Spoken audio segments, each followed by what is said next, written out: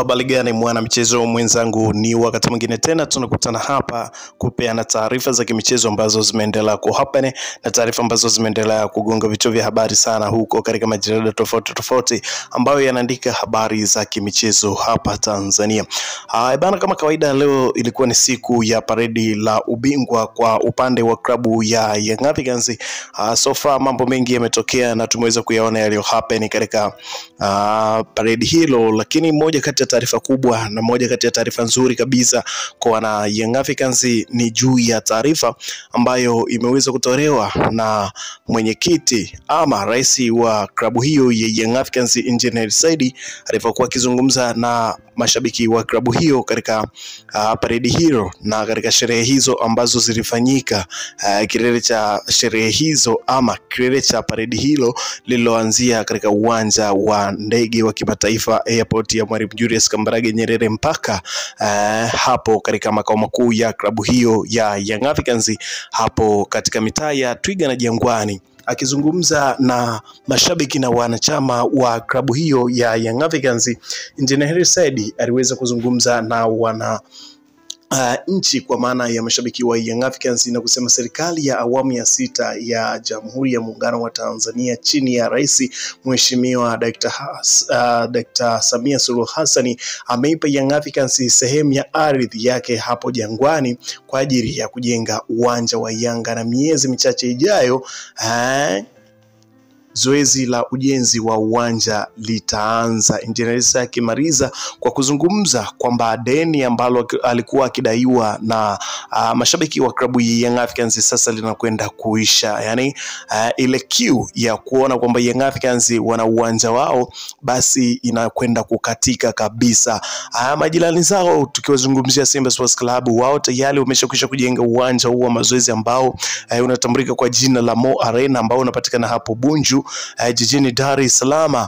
Hivyo sasa Young Africans na wao mara baada ya miaka mingi sana kupita toka klabu hiyo ilipoanzishwa mwaka 1935, Young Africans sasa wanakwenda kutimiza ndoto zao za kumiliki uwanja wao ambao Young Africans wataanza kujenga kama jinsi ambavyo alivyozungumza rais wa klabu hiyo Engineer Said, ambaye ameweza kuahidi wanachama na mashabiki wa klabu hiyo ya Young Africans kwamba wataanza zoezi la ujenzi wa uwanja hapo katika makao makuu yao hapo Jangwani.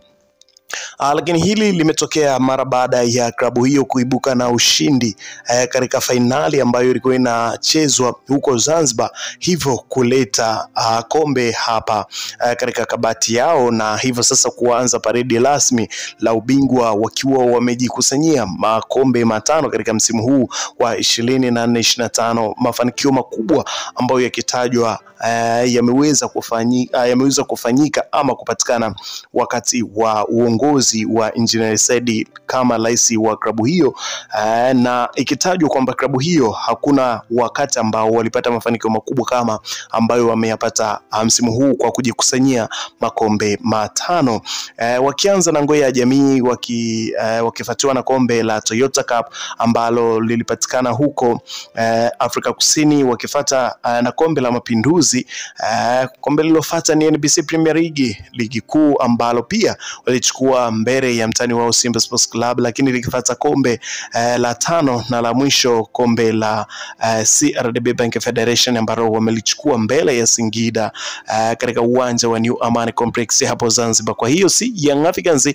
wakijikusanyia makombe yao 5 katika msimu huu wa 24-25. Na moja kati ya taarifa kubwa ambayo imeweza kutolewa na rais wa klabu hiyo Young Africans tayari tumeshakuletea hapa ili wewe mwanafamilia wa HNT Media, ili sasa usiendelee kuhangaika kutafuta taarifa zetu, hakikisha kwamba unabonyeza maandishi ambayo yameandikwa subscribe, lakini pia usisahau ku like, comment na kushare kwa watu wengine ili uweze kujua ni nini kinachoendelea kunako anga la michezo hapa Tanzania. Basi paredi la ushindi na ubingwa wa klabu ya Young Africans linatamatika kwa kupigwa mafataki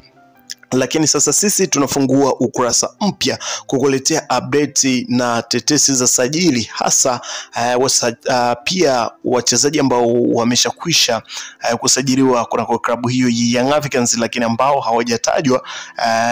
basi majina yao tunayo hapa mezani. Lakini pia kwa wekundu wa Msimbazi unaambiwa kuna wachezaji 5 pia majina yao tunayo hapa mezani. Cha kufanya wewe ni kuhakikisha kwamba unaketi pamoja nasi ili tuweze kukupa taarifa za michezo ambazo zinakujia kila siku kila wakati hapa H&T Media. Usihangaike kwenda kwingine kote kujitafutia taarifa za michezo, utazipata hapa kwetu. Lakini pia hakikisha unatufollow katika mitandao yetu ya kijamii, hasa Instagram ambapo utatupata kwa jina la HNT_media_tz. Hapo tuweza kutupata na kupata taarifa za michezo hasa katika tetesi za sajili kwa msimu huu wa 25-26.